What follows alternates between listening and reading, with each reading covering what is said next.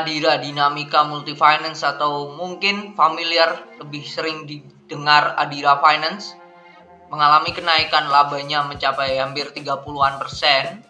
Padahal revenue atau sales atau pendapatan dari Adira sendiri mengalami penurunan. Kok bisa ya?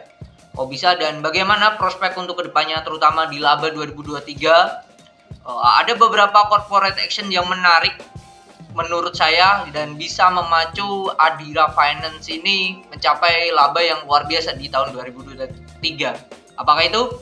Simak video ini sampai selesai. Ini adalah laporan keuangan dari Adira Dinamika Multifinance. Laporan keuangan tahunan ya, 31 Desember 2022. Ini baru rilis Februari tanggal 10 di IDX, keterbukaan informasi, teman-teman bisa cek. Kalau kita cek di sini di pendapatannya dia naik jadi 1,6 T, sebelumnya 1,2 T. Kalau kita hitung kenaikannya 32%. Luar biasa, 2 digit. Ini termasuk oke. Padahal nah ini dilihat ya, revenue-nya mereka turun ya, sebelumnya 8,6 T jadi 8,3, dan ini berakibat net profit margin mereka naik.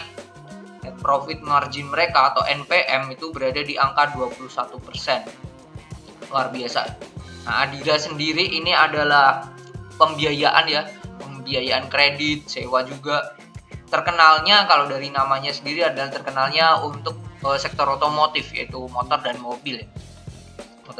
Tapi apakah memang segmen itu yang menjadi primadona, nanti akan kita cek di pembiayaan konsumen. Tuh. Kita cek di pembiayaan konsumen di nomor sebelum ke pembiayaan konsumen, yang menarik dari si Adira ini ya, meskipun bisa dikatakan revenue-nya turun, asetnya secara keseluruhan dia naik ya, jadi 24,8 T, hampir 25, sebelumnya 23.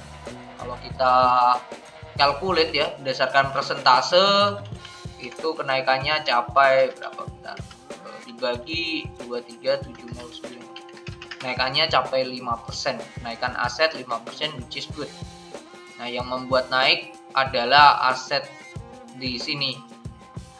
Itu total aset ya, yaitu piutangnya. Satu, piutang terhadap pembiayaan konsumen mereka naik jadi 17,2 T, sebelumnya itu hanya 16,9.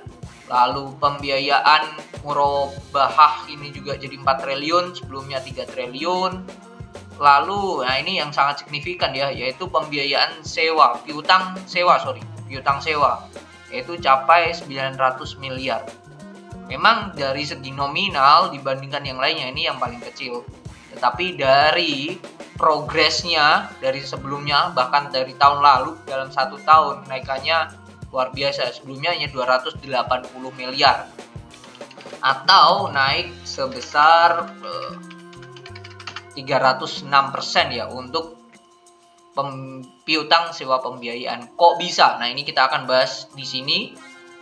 Sebelum itu ke piutang pembiayaan konsumen dulu. Kita mau lihat ya, si Adira ini paling banyak pembiayaannya atau memberikan kreditnya itu kepada siapa, untuk produk apa.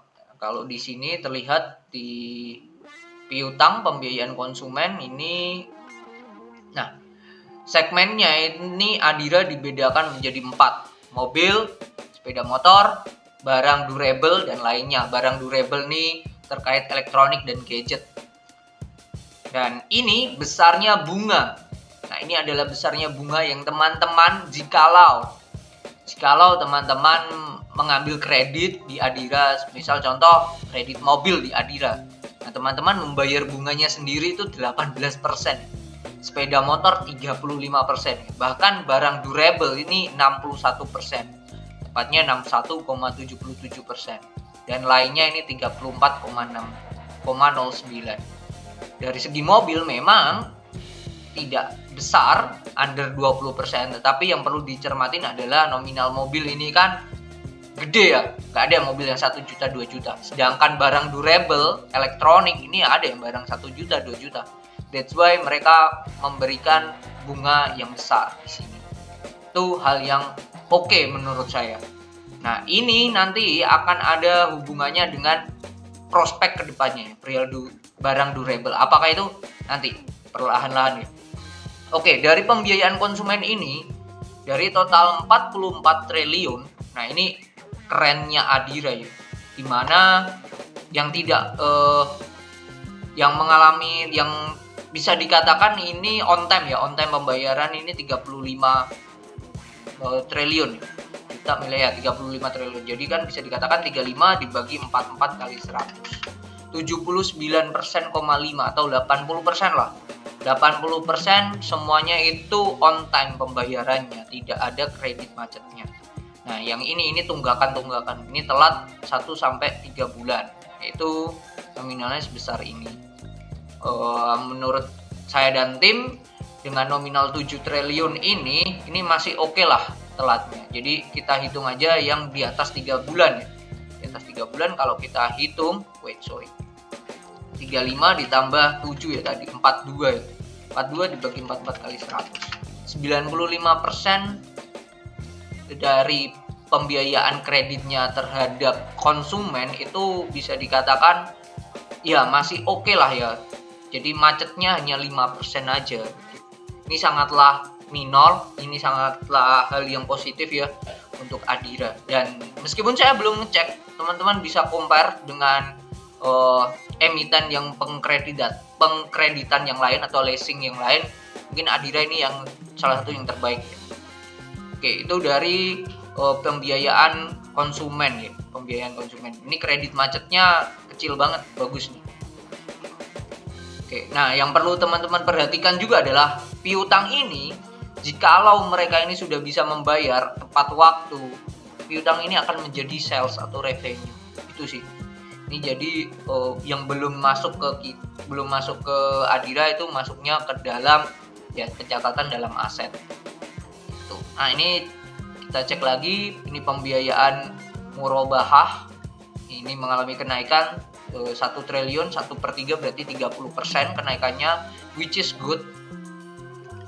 Dan ini untuk pembiayaan, nah ini nominal pembiayaan murabahah. Kalau tadi kepada konsumen, ini yang lebih ke syariah, mereka mendapatkan keuntungan sekian-sekian persen dari tiap objek yang mereka biayai, mobil, sepeda motor, barang durable dan lainnya itu tadi. Oke, kita ke bawah lagi, pembiayaan murabahah. Dan ini adalah yang selanjutnya tentang pembiayaan sewa. Nah, ini pembiayaan sewa. Kenapa perusahaan Adira ini dalam pembiayaan sewa bisa naik signifikan? Nah, alasannya ada karena ini, dia memberikan pembiayaan sewa terhadap alat berat. Dia melakukan pembiayaan terhadap alat berat dan nominalnya menopang 347 miliar sendiri. Jadi kalau ini tidak ada, jadi hanya kenaikannya bisa dikatakan hanya 100%. Ini luar biasa kenaikan dari alat berat ini sendiri, menopang 1/3-nya sendiri lah ya, 30%-nya sendiri dari total piutang sewa pembiayaan. Itu hal yang bagus, dan di sini terlihat jelas di keuangan.kontan.co.id dijelaskan bahwa di sini Gani ini adalah bentar, ini siapa sih? Ujar Gani. Nah, Gani ini adalah Direktur Keuangan Adira Finance. Sivanus Gani ini mengatakan bahwa sudah mulai menjajaki segmen alat berat yang kontribusinya baru sekitar 5% terhadap pembiayaan baru. Sebagai pemain baru, ia bilang Adira sangat terbantu dengan adanya Bank Danamon. Jadi ada keterkaitannya dengan Bank Danamon. Di alat berat kita newcomer, tapi kalau dapat referensi sepertiga dari Danamon untuk tahu pemain yang lebih bagus, itu lebih enak bagi kita. Ini which is good. Apa hubungan Adira Finance dan Bank Danamon?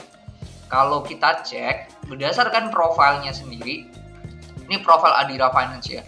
Dimana Adira Finance didirikan tahun 1990, mulai beroperasi 91. Oke, that's it, udah cukup lah, itu aja ya.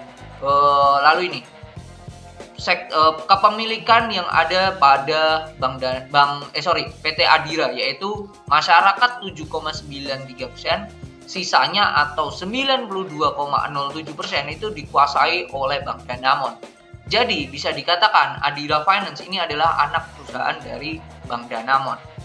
Nah, di sini poin kerja sebagai induk Bank Danamon bekerja sangatlah optimal menurut saya tentang pembiayaan arat berat. Dan masih di kontan, ini berita yang lain, tanggal 17 Januari 2023, ini ada berita mengatakan bahwa manajemen Harry ini selaku direktur portofolio Adira menargetkan menargetkan proyeksi tumbuh 14-20% dari pencapaian tahun 2022. Jadi pendapatan pembiayaan baru di tahun 2022 ini mereka menargetkan naik 14-20%. Itu bukan angka yang kecil ya, lumayan besar, 2 digit untuk ukuran perusahaan yang bisa dikatakan ini sudah oke banget ya. Adira ini bukan pemain kecil lah ya. Satu itu. Kenapa? Yang kedua, mereka beralasan karena proyeksi Asosiasi Perusahaan Pembiayaan Indonesia itu menargetkan sendiri piutang itu tumbuh 5-6%. Nah ini hal yang oke, dan ditambah ada skema-skema yang dilakukan oleh Adira untuk menopang atau merealisasi target tersebut. Itu ada 2, tadi sudah terlihat dari alat berat yang mulai ada muncul di 2022, di mana 2021 udah ada, lalu revenue di 2022 ada, berarti kan ini sektor baru yang mereka mereka terjuni. Satu itu. Yang kedua, salah satu siasat atau strategi bisnis yang mereka lakukan untuk menopang pendapatan pembiayaan durable-nya sendiri, tadi ada durable ya. Kalau kita cek tadi di durable-nya sendiri,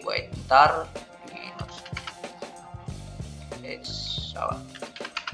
Oke, di sini di pembiayaan terhadap konsumen, durable ini mempunyai bunga yang luar biasa, 63%. Akan tetapi yang melakukan pengkreditan itu hanya 77 miliar ya, 77 miliar. Memang nominalnya terkesan besar, tetapi kalau kita bandingkan dari total, yaitu 77.815 dibagi dengan total pembiayaan, ini pembiayaan murabahah nih. Pembiayaan yang konsumen aja kita cek nih. Oke, ini pembiayaan konsumen. Nah, ini terhadap pembiayaan konsumen kita cek di mana durable itu nominalnya sebesar 204.733. Ini ya 204. Ini ya, 204.733 dibagi dengan total pembiayaan terhadap konsumen itu sebesar 44T. Nah, 0,83568 kali 100. Ini hanya 0,46% pembiayaannya. Jadi bisa dikatakan ini segmen yang paling kecil yang menopang keuntungan pendapatan dari si Adira. Nah, ini harus dapat booster ini. Ini harus dapat stimulus untuk memuluskan ya targetnya tadi. Bagaimana cara yang Adira lakukan? Adira pada November 2022 melaporkan akan membeli saham seri A PT Home Credit Indonesia yang mewakili 10% dari modal ditempatkan dan di-store di Home Credit Indonesia. Home Credit Indonesia ini adalah salah satu perusahaan leasing juga, tetapi fokusnya ke pembiayaan terhadap barang-barang durable, barang-barang elektronik. Nah itu. Ini bisa dikatakan salah satu siasat ya atau strategi bisnis yang bagus dari dari Adira Finance sendiri ya untuk menaikkan kinerjanya. Kapan ini terrealisasi? Ini akan selesai di tahun semester 1 2023. Satu itu. Strategi yang mereka lakukan lagi adalah mereka akan melakukan pembiayaan lagi sebesar 6 triliun, di mana 6 triliun ini skemanya 3 triliun dari joint financing dan 3 triliun lagi dari mereka menjual obligasi dan sukuk untuk mendapatkan duit tambahan lagi. Ini hal yang positif, dan melihat si Home Credit sendiri ini adalah pemain lama juga di sektor leasing, khususnya produk-produk durable. Ini hal yang sangatlah positif. Selain Adira, anak usaha MUFG lainnya adalah Bank of Ayudhya Public Company Limited atau Krungsri, ini membeli 75%. Dan yang perlu teman-teman ketahui sendiri adalah Bank Danamon sendiri itu induknya itu MUFG Bank atau bank terbesar di Jepang. Jadi ini MUFG, bawahnya ada Bank Danamon, bawahnya Bank Danamon ini ada Adira. Nah, sedangkan sampingnya si MUFG ini ada yang namanya ini tadi siapa ya? Ada Krungsri sendiri. Jadi bisa dikatakan MUFG sendiri punya 85% saham di Home Credit Indonesia. 10% lewat Adira dan 75% lewat Krungsri. Ini akan menjadi guritanya sendiri untuk MUFG di Indonesia. Jadi sentimen yang sangat positif, harusnya selain Adira, laba akan berdampak positif kepada Bank Danamon. Itu sih. Nah, lantas pertanyaan di akhir adalah, layakkah dibeli untuk Adira Finance sendiri melihat kinerjanya dan prospek kedepannya seperti itu? Let's say sampai 2023, melihat kondisi sekarang, harganya berdasarkan indikator PE itu hanya 6 kali dan secara PBV-nya hanya 1 kali. Jadi masih murah. Tetapi dari harganya per lembar sendiri itu sudah mencapai 10.000. Jarang sekali retail memberi saham at least di atas 5.000 per lembar, itu jarang sekali. Jadi salah satu ciri kenapa Bian bisa naik sekencang-kencangnya karena dia tidak liquid. Karena retail tidak ada yang mau. Sedangkan ya sama dengan Adira. Adira oke, fundamentalnya sangatlah oke, prospeknya saya bisa katakan sangatlah oke. Melihat tadi rencananya mereka, jadi peluangnya luar biasa ya. Tapi maukah retail membeli saham Adira? Itu pertanyaannya. Bukan tidak mungkin Adira akan melakukan stock split di saat mereka merasa perusahaan ini sudah tidak bisa grow up lagi ya secara harga. Tujuannya apa? Untuk menarik yang namanya public partisipan. Gak mungkin dong yang namanya bandar atau market maker ngerek harga sahamnya sendiri. Butuh bantuan public partisipan. Tujuannya apa? Ya biar mereka tidak keluar uang banyak. That's it. Secara keseluruhan saya akan mengatakan Adira Finance layak untuk dibeli. Targetnya ke berapa? Sampai per di angka 10 itu sangatlah masuk akal sih dengan skema dan prospek kedepannya terutama di 2023. Saya melihat barang durable, real pembiayaan akan sangatlah berefek sangat positif sih, terutama di semester kedua. Kenapa? Ya karena akuisisi mereka baru selesai di semester 1 2023. Jadi perlu bersabar dan jangan lupa buat money manajemennya. Jangan setelah membeli langsung berharap harga sahamnya naik 1-2 hari, jangan. Karena ini memang tujuannya untuk invest dan kita pendekatannya secara fundamental analisis. Oke, kini itu Adira Finance sangatlah menarik untuk dikoleksi.